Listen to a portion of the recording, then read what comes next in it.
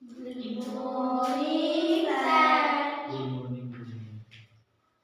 है अध्याय 10 छिपी हुई आकृति, यानी छिपी हुई आकृति। आकृति में क्या है, कोई आकृति से जो इसके अंदर छिपी हुई होगी ना। जब परिचय छिपी हुई आकृति चित्र से तात्पर्य यह है कि कोई अपेक्षाकृत सामान्य यानी कोई सामान्य आकृति चित्र किसी जटिल यानी किसी जटिल चित्र के अंदर आकृति चित्र में छिपी सम्मोहित रहती है।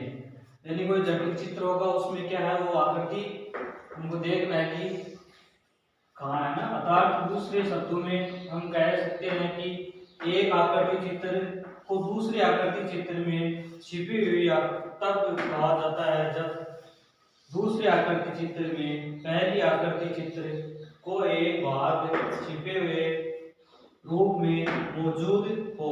इसके अंतर्गत एक प्रश्न चित्र दिया रहता है, यानी एक प्रश्न चित्र दिया रहता है तथा उसके बाद 4 उत्तर चित्र दिए रहते हैं ना। जैसे उदाहरण एक तो क्या दिया हुआ है, प्रश्न चित्र, एक क्या दिया हुआ है, उत्तर चित्र। यानी प्रश्न चित्र के अंदर देखना है कि उत्तर चित्र क्या करती है, कहाँ पे छिपी हुई है ना। देखो अब ये प्रश्न चित्र वाली आकृति है ना, ये इन 4 विकल्पों में हमें देखना है ना। देखो पहली आकृति, ये आकृति है ना, ये देखनी है इन 4 आकृतियों में कि कौन सी आकृति इस प्रश्न आकृति जैसी बन रही है ना। देखो ये आकृति पहले के अंदर देखो आप एक में बन रही है क्या, नहीं बन रही है ना, क्योंकि ये इतनी तो बन रही है ना, लेकिन बाकी नहीं बन रही है, नहीं हो रहा है। बी में देखो ये बन रही है ना,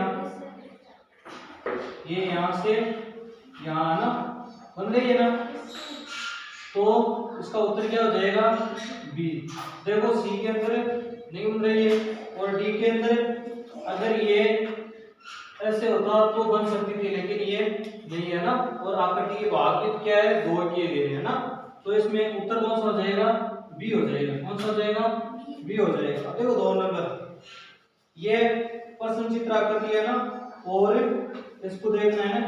देखो एक के अंदर नहीं हो रहा है ना, नहीं हो रहा है ना, बी में हो रहा है क्या, बी में भी नहीं हो रहा है ना। हमें क्या चाहिए, ऐसी आकृति चाहिए ना, ऐसी। अब देखो सी में हो जाएगी ना। देखो ये यहां से यहां ना, ये हो रहा है यहां तक हो गया, फिर वापस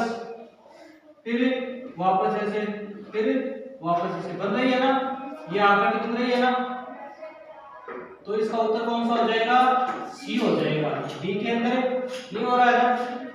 अब देखो 3 नंबर ये ई है ना, ई जैसी आकृति है ना। अब इसको देखना है, एक के अंदर हो रहा है क्या, नहीं हो रहा है, इनमें तो हो ही नहीं रहा है ना, क्योंकि ये इस साइड में होता तो हो सकता था ना।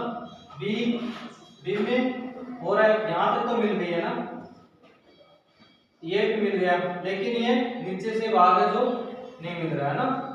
अब देखो सी के अंदर ऊपर वाला भाग मिल रहा है, फिर नीचे वाला भाग मिल रहा है, फिर वापस नीचे वाला भाग मिल रहा है, यानी इसका उत्तर कौन सा हो जाएगा, सी हो जाएगा। कौन सा हो जाएगा, सी हो जाएगा ना। 4 नंबर में देखो ठीक है, शब्द के क्या है, जेड जैसी आकृति है ना, जेड। अब देखना है इन आकृतियों में जेड कौन सी आकृति में बन रहा है ना।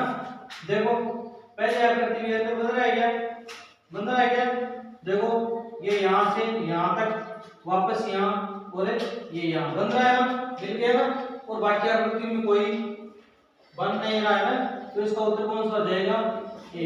यहां तक आ गया समझ में, आ गया ना।